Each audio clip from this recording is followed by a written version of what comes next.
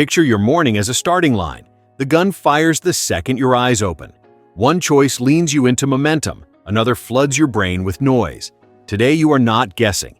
You are running a clean experiment to find which morning routine actually wins for brain performance. No fluff, no mystical hacks, just repeatable steps that a neurologist would sign off and a strategist would use to ship hard work on time. Here is the game plan. We will pressure test 3 starts, but we will measure on one field: faster clarity, steadier focus, fewer mistakes. Light hits the retina and tells your clock. It is go time. Breath slows and the nervous system shifts from fog to forward. Posture, hydration, and one precise intention do more than motivate. They allocate neural resources like a budget you can control. This is how you stop drifting into the day and start directing it. Watch for the moment control returns. You will feel it when decisions get lighter, when the urge to scroll loses grip, when the first task locks in without friction. By the end, you walk out with a spine you can repeat and a switch you can flip. This is the morning you win on purpose. The race you wake into the day does not start at your desk. It starts the instant light hits your eyes and your brain decides which lane you enter: reactivity or readiness. Picture it clearly. Lane 1 is a conveyor belt of alerts, bright screens, instant caffeine, and a mind pulled into 10 small decisions before your feet even touch the floor. Lane 2 is a deliberate start where your system receives a few precise signals that say, wake, align, move. Both lanes look similar from the outside. Inside, they are opposites. One leaks attention, the other concentrates it. Right now, your brain is crossing a neurological bridge from sleep chemistry to action chemistry, and this bridge is load-bearing. If you stack it with noise, it buckles. If you keep it clean, it carries you all morning. You do not need more time. You need less friction. Friction hides in the first 5 minutes as tiny asks that feel harmless, but drain working memory and willpower. Which app first? Which message to open? Which headline to read? Each micro-choice costs clarity.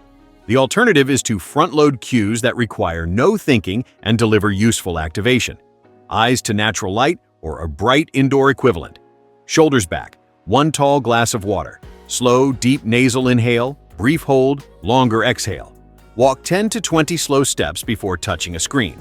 These signals are simple, but the brain reads them as instructions. Light calibrates your internal clock. Hydration thins the fog. Breath steadies the autonomic dial. Posture primes readiness more reliably than motivation. You are not chasing a feeling. You are sending orders. There is a reason the first decision of the day influences the 100th. Early inputs shape what your brain expects next. If you open to randomness, you train for randomness. If you open to clarity, you train for clarity. This is why a reactive start spikes quickly, then crashes, while a ready start builds a curve you can ride. Caffeine is a perfect example. Hit it before your system has cleared sleep pressure and you get a sharp lift with a faster drop. Delay it until your natural alertness rises and you smooth the entire morning. The same principle applies to screens. Give your brain a feed of novelty before you give it a target and the target loses to novelty. Give it a target first and novelty loses its grip.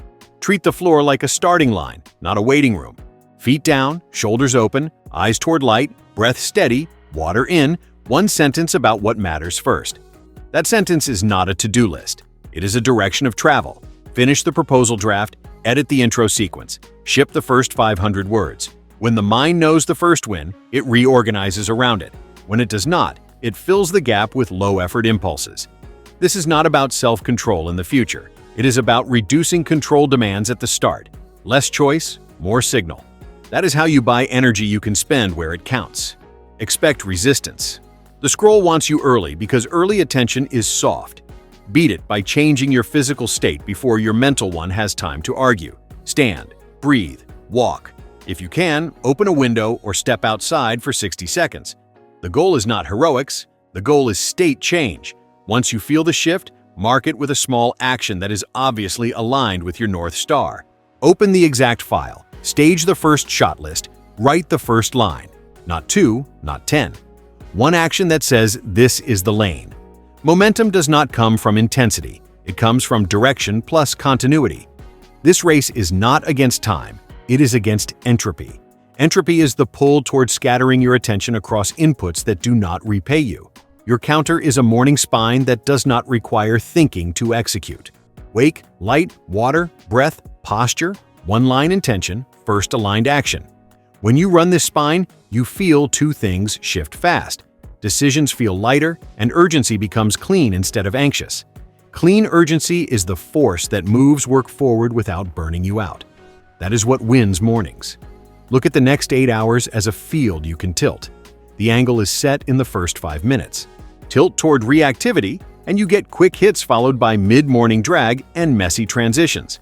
Tilt toward readiness, and you get a steady arc into your deepest work window.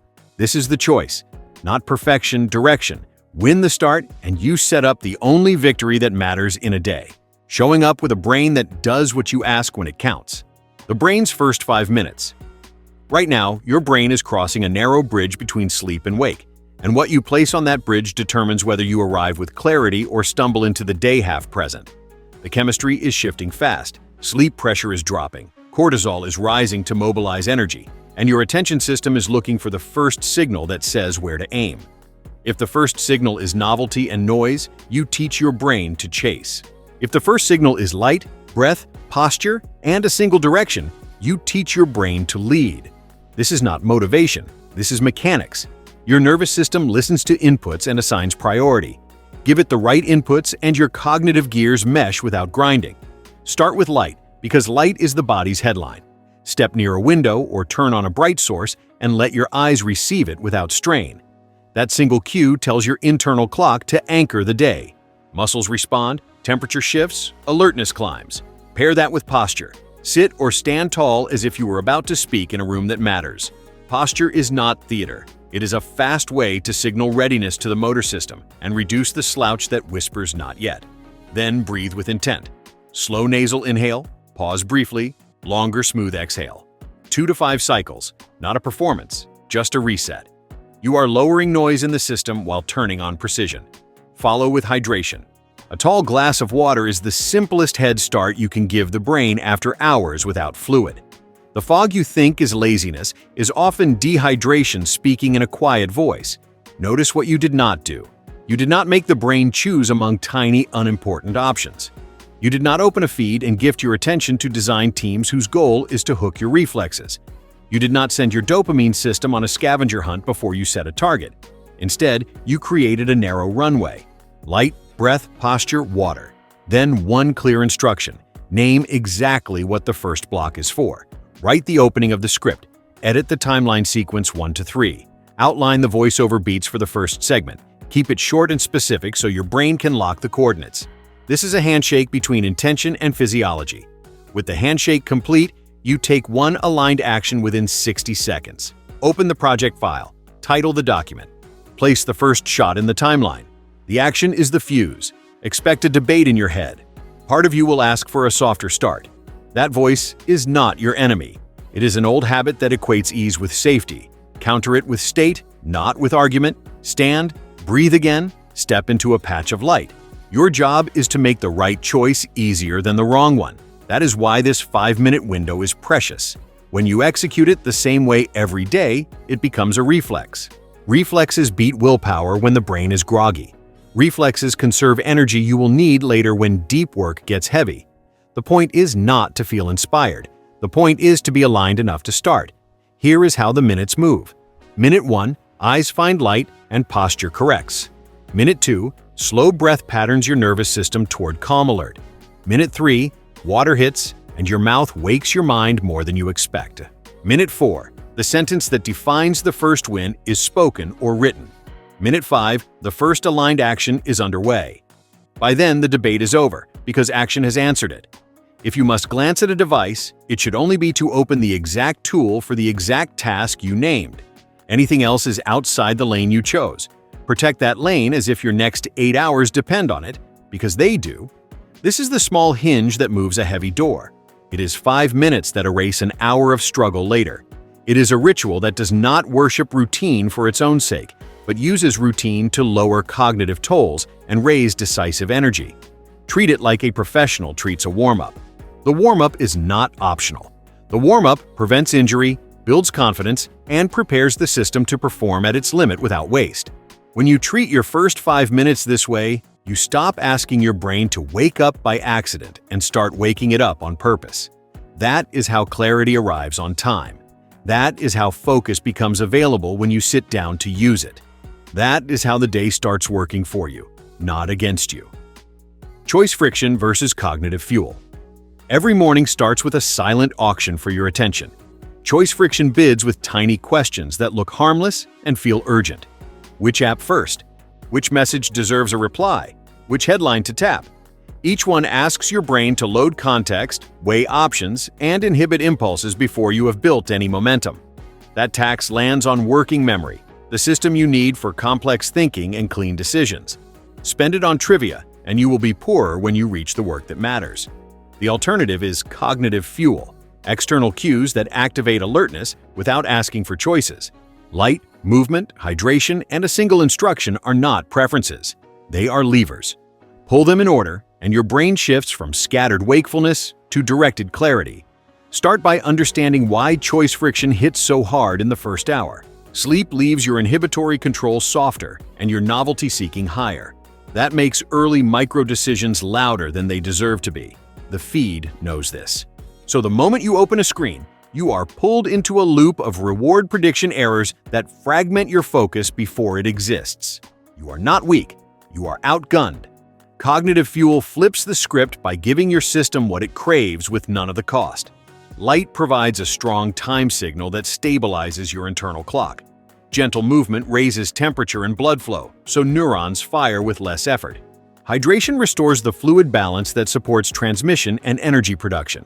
One short instruction, spoken or written, reduces ambiguity, so your dopamine has a target.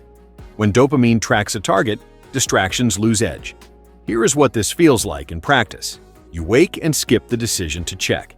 You walk to the brightest spot you can find, even if it is a hallway with the lights on. Shoulders open, chin level, eyes up. You breathe slow and steady, and you drink water to clear the night's residue. Then you speak one line that defines the first block. Record the intro voiceover. Outline the 3 beats of the hook. Edit the first 90 seconds with pacing and punch. The line is your gate. If an action fits, it passes. If it doesn't, it waits. You have not used discipline. You have removed the need for it by narrowing the path. That is the essence of cognitive fuel. Make the right action frictionless and the wrong action inconvenient. Choice friction is sneaky because it hides inside personalization. It says, curate your morning to your mood. That sounds kind, but it forces you to decide when you are least equipped to decide well. Cognitive fuel is kinder. It says, do the same few things in the same order until your brain expects them. Habits are rented, not owned. You pay rent in consistency. The payoff is compound interest in clarity. After 5 to 7 minutes of fuel, the mental load drops, and the first task feels obvious. This is not a placebo. It is a shift in baseline arousal and a reduction in competing goals. With fewer active goals, working memory is freed to hold the structure of what you are building. Keep a simple check. If the action requires evaluating multiple options, it is probably friction. If the action changes your state without evaluation, it is probably fuel. Opening a feed is friction. Opening the project file is fuel. Debating which coffee mug is friction. Drinking water now and deciding coffee later is fuel. Picking a playlist is friction. Walking 10 steps in light before choosing sound is fuel. This binary will save you from pretending that tinkering is progress. Progress begins when your brain has enough bandwidth to hold a plan and execute it without constant interruption. One more truth about fuel: it scales with your life. On great sleep, fuel launches you fast. On short sleep, fuel rescues you from a slow start. On stressful days, fuel stabilizes you before you meet the noise. Either way, the math stays the same. Every choice you avoid early is capacity you can spend later. Every cue you stack early is stability you can lean on when the work gets hard. That is why this chapter matters. It gives you a way to turn mornings from a minefield of tiny decisions into a runway of obvious action. Less friction, more fuel. That is how you keep your attention available for the work that deserves it. The anti-routine paradox. Routines work until they stop working. At first, a strict sequence feels like a superpower. You follow the same steps, and your brain delivers clarity on demand. Then, without warning, the spark dulls. You still check the boxes, yet focus feels flat, and your mind starts to wander earlier. That is not failure, that is biology. The brain adapts to patterns. When a routine becomes perfectly predictable, arousal drops and attention drifts. But swing to the other extreme, constant novelty, new hacks every week, and you overload executive function with decisions that eat the very clarity you are trying to create. The way out is neither rigidity nor chaos. It is a fixed spine with rotating micro-variables that keep attention engaged without taxing your control systems. Think of the spine as the non-negotiables that set state. Light to the eyes, hydrated mouth, tall posture, slow nasal breath, one-line intention, first aligned action. That order stays the same because predictability lowers the cognitive cost of starting. Around that spine, you rotate micro-variables to add just enough novelty to spark engagement. Change the location of your light exposure by stepping to a different window or balcony. Swap the surface under your feet from carpet to cold tile to give your sensory system a fresh cue. Switch the cadence of your breath from 4 and 6 out to box breathing for a single minute. Walk a new micro-route in your hallway or outside for 60 seconds. These are tiny shifts that refresh salience without opening decision loops. They keep the nervous system alert while preserving the simplicity that makes your routine durable. There is a practical test for balance. If the routine feels stale, adjust one sensory input, not the entire sequence. If the routine feels heavy, you have layered on too many choices. Strip it back to the spine and let ease return. Another sign you are drifting toward rigidity is performative ritual, adding steps that look productive but do not change your state. The antidote is to measure by feel and function. Do you reach time to clarity faster? Does your first task begin on schedule without bargaining? Are you returning to focus quickly after small interruptions? If those answers drift downward, your routine needs a 2% novelty nudge, not a 200% overhaul. Use seasonality and context to drive rotation rather than mood. In darker months, extend light exposure by a minute and add a brisk hallway walk. In hotter months, shorten the walk and add a cool splash to the face in the sink. On low sleep mornings, skip aggressive friction like cold exposure and lengthen breath and light instead. On high sleep mornings, insert a 30-second mobility burst to lift arousal. The structure is stable, the dials are responsive. This lets you honor your biology without negotiating every step. You keep choice off the table while keeping your brain interested. The paradox resolves when you understand the goal. You are not chasing novelty for stimulation. You are dosing novelty to maintain engagement while your core moves stay automated. Automation protects you from decision fatigue. Dosed novelty protects you from habituation. Together they create a routine that does what a routine should do. Lower the cost of starting and raise the quality of attention you can bring to the first block. When you feel the spine carry you and the micro-variables spark you, you know you are in the sweet spot. The work begins smoother, the mind stays curious, and your morning stops being a performance and becomes a reliable launch. That is how you keep the ritual alive without letting it run you. The one-line North Star ambiguity is the enemy of a strong morning. Your brain wants a target it can see, not a cloud of good intentions. The one-line North Star gives you that target. It is a single sentence that defines the first meaningful win of the day in unmistakable terms. Not a mood, not a vibe, not 10 tasks. One concrete outcome you can move forward now. When you state it clearly, your dopamine system stops scanning for novelty and starts tracking progress. That shift is everything. It reduces task switching, lowers anxiety from unfinished loops, and gives your attention a job it can complete. Vague starts scatter energy. A one-line North Star concentrates it like a lens.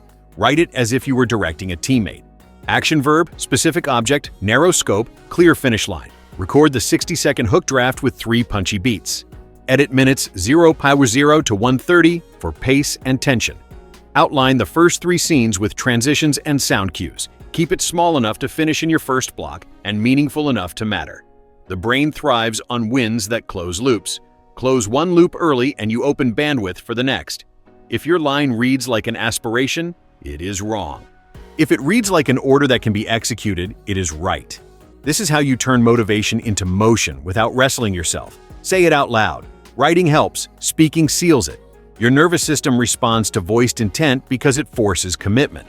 Then clear the runway so nothing competes with the line. That means the file is open before you touch messages, the timeline is ready before you choose music, the cursor is blinking in the document where the first sentence will live. Remove 2 decisions you would normally face, and your brain will repay you with momentum. Momentum is not magic. It is the absence of friction plus the presence of a clear path. The one-line North Star provides both if you protect it for the first block. If you struggle to choose your line, you are likely mixing planning with execution. Separate them. Plan tomorrow's North Star at the end of today while your context is fresh. When you wake, you do not negotiate. You implement.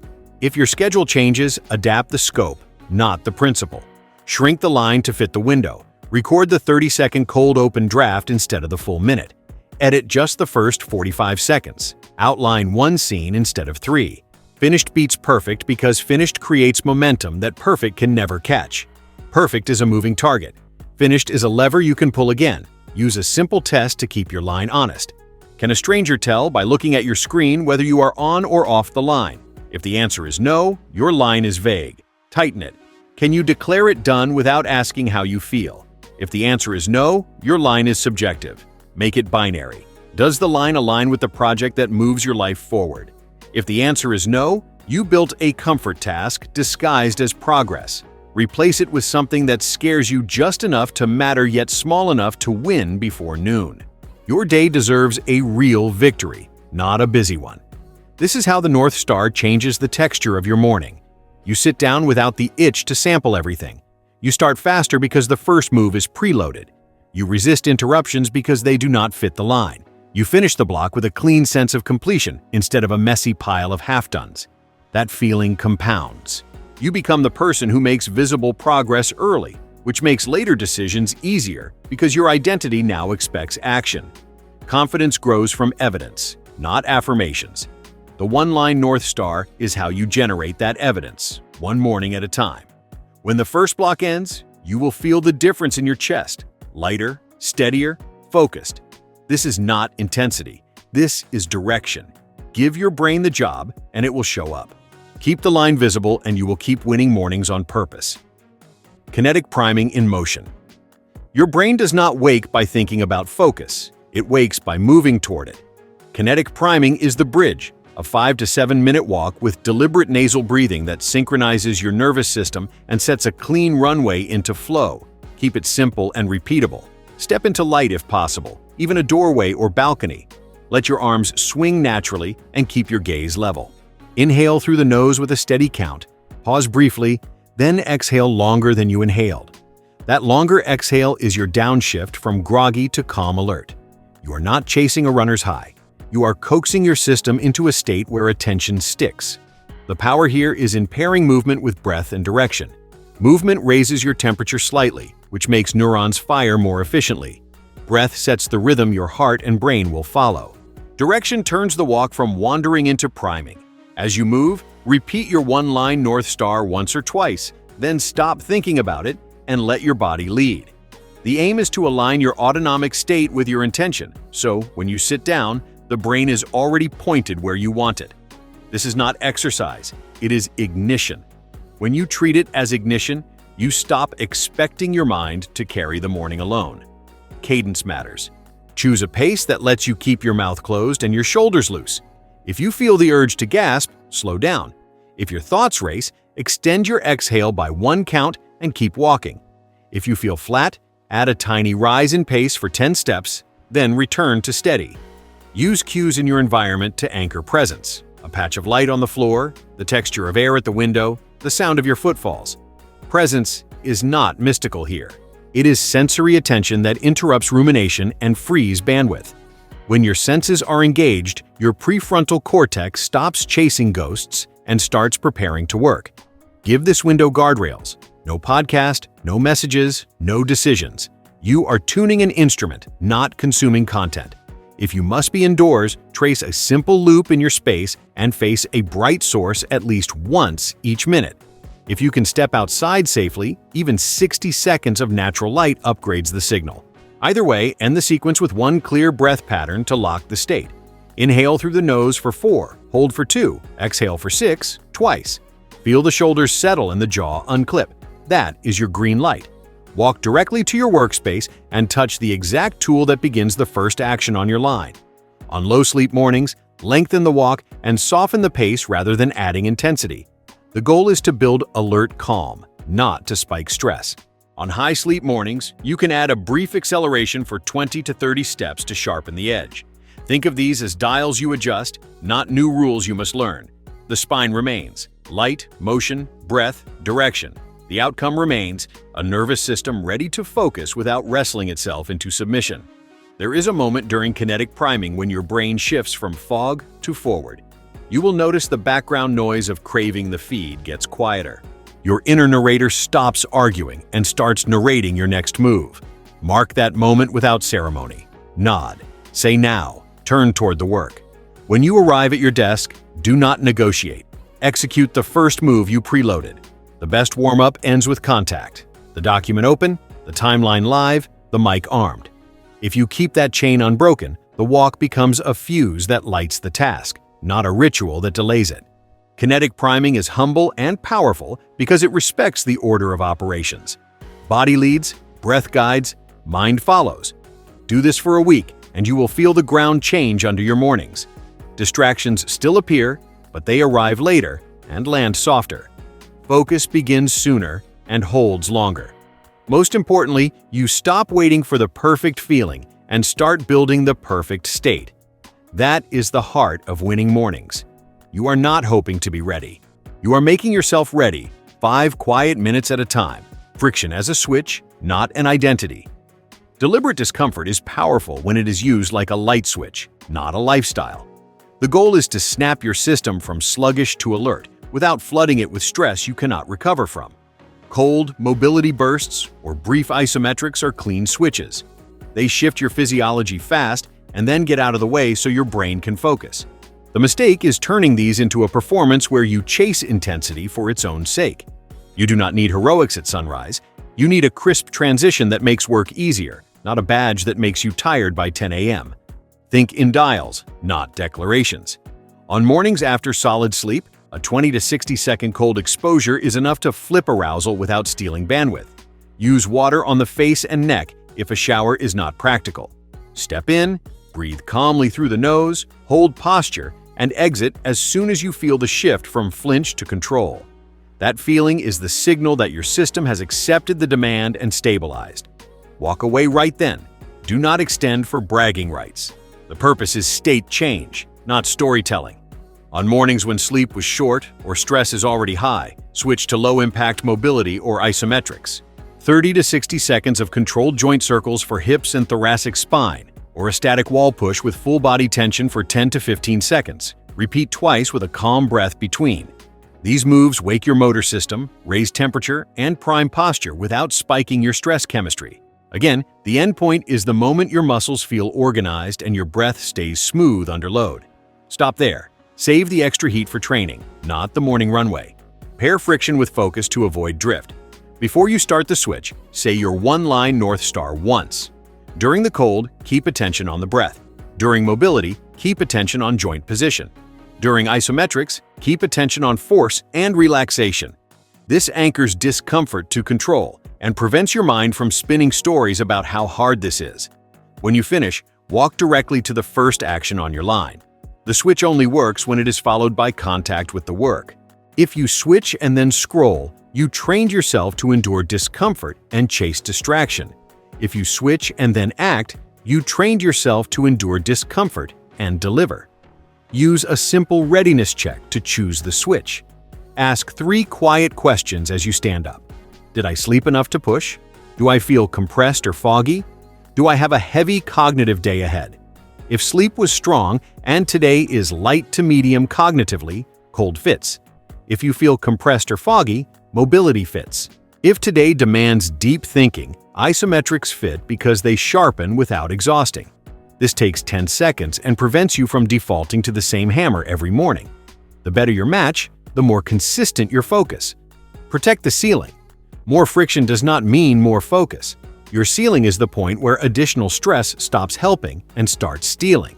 Signs you are approaching it include jaw clenching that lingers, breath that refuses to settle, and a subtle, spent but wired feeling. If you hit those signals, you went past the dose. Scale back next time. You are not testing toughness. You are calibrating inputs so your brain can deliver clean work. The best switches are the ones you barely notice after 2 minutes because attention has already moved to the task. Treat friction like punctuation, not prose. A brief mark that changes the tone of the sentence and then disappears. When you use it this way, you will feel mornings click. Your system turns on without drama, your mind meets the first block without resistance, and the energy you need for the real effort remains intact. That is how deliberate discomfort earns its place. It is not who you are. It is what you use for less than a minute to become ready to do the work you chose. Delay the spike, win the curve. Caffeine is a tool, not a start button. Use it at the wrong time and you buy a quick lift with a quiet bill that shows up as jitters, crash, and scattered focus by late morning. Use it at the right time and you smooth the entire curve of your day. The key is simple. Let your natural alertness rise before you layer stimulation. When you wake, sleep pressure is still clearing. Hit caffeine too early and it competes with that clearance, giving you a spike that fades fast. Give yourself a window first. Light to the eyes, movement, breath, water, and your one-line North Star. Let those cues bring you to baseline alert. Then deploy coffee as a precision nudge, not a rescue. Think in arcs, not peaks. The morning you want is steady and usable, not dramatic. Delay your first caffeine by 60 to 90 minutes whenever possible. In that window, hydrate, walk, breathe, and make first contact with the work. You will feel a natural lift as your system stabilizes. That is the perfect place to add a moderate dose. Enough to reinforce focus, not so much that you scramble your rhythm. For most people, that looks like one normal cup, sipped slowly after you begin your first block. The work is already moving. The caffeine supports, rather than substitutes for, momentum. Match the dose to the day. If sleep was short, resist the urge to overcompensate. More caffeine will not fix a sleep debt. It will rent clarity now and collect payment later with interest. On low-sleep mornings, stretch your priming and consider a smaller cup later in the first block or skip entirely if your nervous system already feels tight. On well-rested days, your system can leverage a normal dose without friction. If you are sensitive, try a split approach. Half cup early in block 1, the other half before block 2. You are painting with caffeine, not dumping a bucket on your brain. Guard your boundary with food and hydration. Coffee on an empty, dehydrated system hits harder and messier. Water first is non-negotiable. If you tolerate it, a light, protein-forward bite can further steady your curve. The goal is stability, attention that holds, hands that are steady, and a mind that transitions cleanly between segments of work. If you notice racing, shorten your exhale for a minute and slow your sip. If you notice a creeping urge to multitask, park the cup out of reach until you finish the next micro-task on your line. Link sips to progress, not to boredom. Set a cutoff to protect the back end of your day. Afternoon caffeine creeps into night, focus more often than people admit. If you need a second dose, keep it earlier than you think and smaller than you want. Many days, you will not need it if your morning curve was built well. The combination of light, motion, breath, water, a clear North Star, and one decisive win often removes the psychological need for a second boost. That is the hidden benefit of delay. You reduce not only the chemical load, but the story that you cannot work without a cup in hand. Watch your signals and adjust. If your hands shake, your breath stays shallow, or you feel productive without producing, your dose or timing is off. If you glide through the late morning with steady recall and clean transitions, you nailed it. Write down what you did. Build your own timing map so you are not guessing tomorrow. This is how professionals treat inputs, not as identity, as variables to tune. Delay the spike, and you will feel the curve carry you past noon with attention to spare. That is a win you can repeat. Distraction. Rehearsal, not avoidance. Distractions are not glitches in your day. They are features of the modern environment that will arrive on schedule whether you plan for them or not. If you build a routine that only works when life is perfectly quiet, it will fail the first time a notification pings, a thought intrudes, or someone asks for 2 minutes you did not budget. The smarter path is rehearsal. You deliberately practice how to leave and return so the interruption costs seconds, not momentum. Think of it like a pit stop in a race. The car leaves the track, refuels, changes tires, and is back at speed without losing rhythm. That is the standard you want for your mind. Start by choosing a short window in your first deep work block to run a controlled interruption drill. Pick a neutral cue like a soft timer or a single clap, not a dopamine trap like opening a feed. When the cue hits, stand, take 3 steps away, and label your exact place in the task out loud. Writing paragraph 2, sentence 3, clause after the dash. Editing clip A, trimming at 0042 to 0049. Sketching the hook beat 2, refining the contrast word. The label locks context, so working memory does not have to keep it alive while you step away. Then do one small physical reset that settles your system without opening loops. A slow inhale through the nose, brief hold, longer exhale, or a brief shoulder roll set with a tall posture. Then return and read the last complete line you wrote before adding the next one. That read-in is your on-ramp. You are back. This sounds simple because it is. The power is in repetition. You are training a reflex, label, reset, re-enter. Without rehearsal, interruptions trigger a search for stimulation. With rehearsal, interruptions trigger a return sequence you do not have to think about. That is how you beat the micro-urge to check something unrelated while you are already out of the chair. You are not pretending the world will leave you alone. You are teaching your attention how to come home on command. Protect the drill from scope creep. The moment you add messages, headlines, or inbox checks, the rehearsal becomes a trap. Keep the interruption boring by design. The goal is to reduce the novelty of being pulled away so your brain does not panic or bargain when it happens for real. Over a week, run 1 or 2 drills per day, not more. You are wiring a pathway, not creating a new place to hide. If your schedule includes unavoidable pings, time box them and place them between deep work segments. When the ping hits, treat it like your drill. Label your place, step out, do the thing, step back, read in, resume. The same sequence applies. Consistency beats complexity. There are 3 signals that your rehearsal is working. Your time to restart shrinks. Your inner voice argues less when you return. Your output shows fewer mid-sentence stalls and more clean runs. If you do not see those changes, your label may be too vague or your reset too long. Tighten both. A clear label and a 20-second reset are plenty. If stress spikes, extend the exhale and relax your jaw before you sit. If boredom spikes, remind yourself that boredom is a trick to make you seek fresh inputs. You are not understimulated, you are mid-battle. Finish the line. This chapter turns an enemy into a neutral event. You stop giving interruptions power they do not deserve.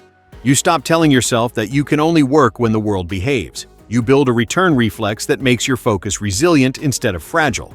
That is the kind of focus that finishes scripts, edits sequences, and ships work without drama. You do not avoid distraction, you reduce its tax. You do not pray for quiet, you prepare for noise. Then you get back to work faster than you used to think possible. The Memory Echo Primer. Before you ask your brain to produce, give it a seed to grow. A 60 to 90-second pre-read or mental preview creates a memory echo that makes recall faster and decisions cleaner when the real work begins. Think of it as loading the map before you start the drive. You are not editing, not refining, not judging. You are exposing your mind to the structure it will need in 10 minutes. Skim the first page of your script outline, scroll through the opening shots, read the hook paragraph aloud at a calm pace, then stop on purpose. Closing the material after a short preview gives your subconscious something specific to chew on while you walk, breathe, or set up your workspace. When you return, pathways are primed and friction drops. The method is simple and deliberate. Select the exact segment you will work on first, open it, and set a timer for 90 seconds so you cannot drift into full execution. During the preview, mark only what stands out naturally. A clumsy sentence, a beat that feels soft, a transition that needs punch. Do not fix it yet. Your job is to light up the network, not to solve it in preview mode. When the timer ends, close the document or timeline and step away for 1 minute. Move your body or breathe to reset. As you do, your brain continues to model the structure you just saw. That quiet modeling is why returning feels smoother than starting cold. If you prefer mental rehearsal, picture the first minute with sensory detail. Hear your own voice delivering the hook. See the jump cut, the on-screen text, the beat where silence lands for emphasis. Keep it short and clean. Overthinking muddies the water. The goal is to teach your attention what matters next so it can find it quicker. This is how athletes run a play before the whistle, how speakers touch their opening line before stepping on stage, how editors sense pacing before cutting.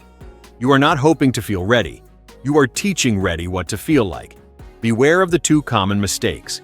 The first is turning the preview into a procrastination loop, where you keep reviewing without starting.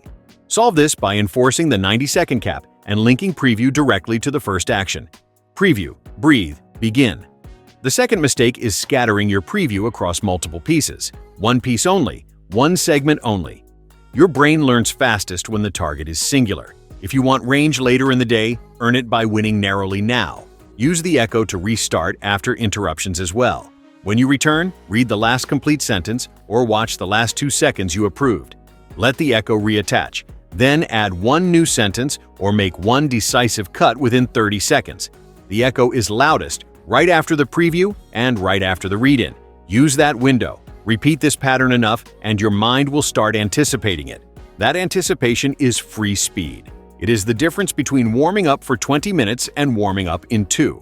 On tough mornings, the memory echo is a compassion tool as much as a performance tool. It lowers the bar to getting started. Anyone can look for 90 seconds. Anyone can speak one paragraph aloud. Momentum sneaks in through the side door while resistance argues at the front. On strong mornings, the echo sharpens your edge so your first block feels like continuing rather than beginning. Either way, you win the start line twice. First in preview, then in action. Make this a quiet promise you keep. Before you build, you glimpse. Before you fix, you frame. Before you write, you read.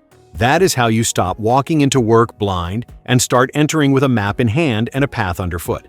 The memory echo is not a trick. It is a respectful way to prepare your brain for what you are about to ask of it. Short, precise, and repeatable. Load the map, then drive. The 3-number dashboard. What you measure in the morning determines what you can improve by tomorrow. The 3-number dashboard is a simple, honest scoreboard that turns vague impressions into clear adjustments. You are not guessing whether your routine works. You are tracking proof across 3 signals that map directly to brain performance: time to clarity, first task error count, and 11 a.m. crash rating. Each number is quick to capture, hard to fake, and easy to act on. Together, they show whether your start is buying you focus or borrowing it.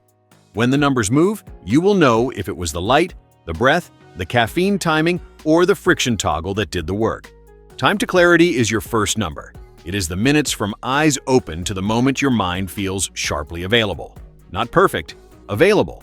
You will recognize it when your inner dialogue quiets and the first task feels obvious rather than heavy. Start the clock when you wake. Stop it when you have begun the first aligned action and your attention holds without struggle. If your time to clarity is long, you likely have too much choice friction or too little signal. Add light sooner, move earlier, extend the exhale, or delay caffeine by 15 more minutes. If it shortens, you found leverage. Keep it.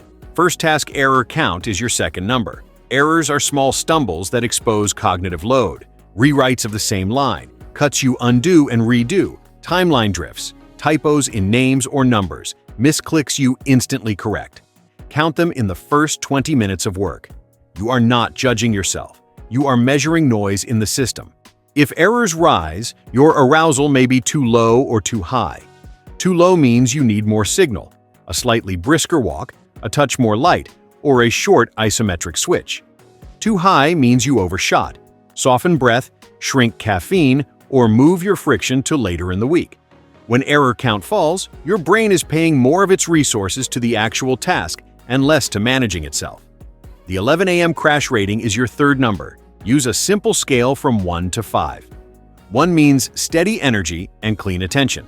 5 means head heavy, scattered, reaching for sugar or clicks to feel awake. This number reveals whether your curve holds. If your crash rating climbs, check your caffeine timing and dose first, then your hydration, then the size of your first win. Early big wins feel great but can burn too much fuel if you stack intensity without recovery. Sometimes the fix is as simple as standing up for 60 seconds at 10:30, breathing long exhales, and returning. Other times it is moving a friction switch to after the first block instead of before it. Keep this dashboard visible. A tiny sticky note or a small line in your Notes app is enough. T2C ERR 11A. Each morning, write the 3 numbers as soon as you pass them. Each Friday, scan the week and circle any pattern. Did delaying caffeine drop your crash rating by a full point? Did a longer priming walk cut time to clarity by 3 minutes? Did adding a North Star the night before reduce errors? Patterns tell you which dials to keep and which to ignore. You stop copying someone else's routine and start owning your own biology. Use the dashboard to drive tiny experiments. Change one variable for 3 days and watch 2 numbers, time to clarity and crash. If both improve, lock the change. If one improves and the other worsens, balance with a small compliment. For example, if a quick cold switch shortens clarity time but raises crash, add a longer exhale protocol or shrink your caffeine dose. Keep the moves small. Large swings hide the lesson. The point is not to manipulate yourself into a perfect morning. It is to build a reliable one that bends with real life and still delivers. This is how professionals treat mornings, not as a mood, as a system. The 3-number dashboard makes progress visible and sustainable. It keeps you honest when a routine feels cool but does not perform. It celebrates wins when a quiet tweak unlocks an hour of extra focus. It replaces stories with signals. Most importantly, it keeps you engaged with the process without obsessing over it. 3 numbers, 1 glance, better decisions tomorrow. That is how you move from hoping to improve to knowing you are improving, one morning at a time. The winner. You can repeat. You have tested signals, trimmed friction, aimed your mind, and watched the curve carry you. Now it is time to name the routine that actually wins for brain performance and make it yours. The winner is not the loudest, hardest, or trendiest. The winner is the routine that pairs external cues with reduced early decisions and a single North Star, then delivers clean focus, fewer mistakes, and no mid-morning crash. Light to the eyes, hydration to clear fog. Tall posture to declare readiness, slow nasal breath to set calm alert, a 5 to 7 minute kinetic prime to align body and mind, one sentence that defines the first meaningful win, then contact with the work before the world gets a vote. That spine is the engine. Everything else are dials you adjust with wisdom. Your proof is in the numbers you can feel and track. Time to clarity shrinks. First task errors fall. The 11 a.m. crash becomes a steady hum.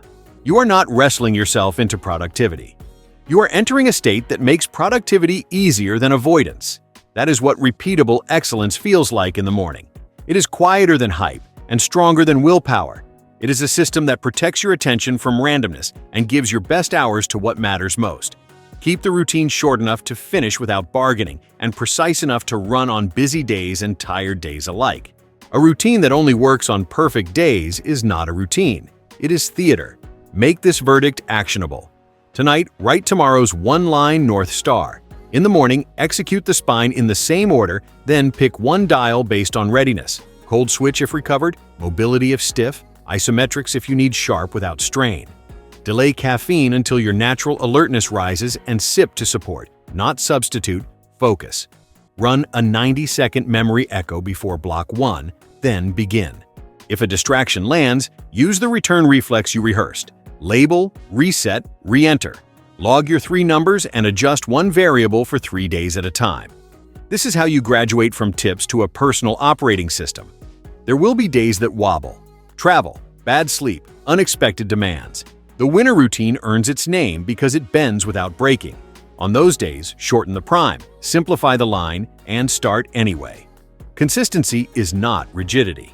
Consistency is loyalty to the spine when conditions change. That loyalty compounds.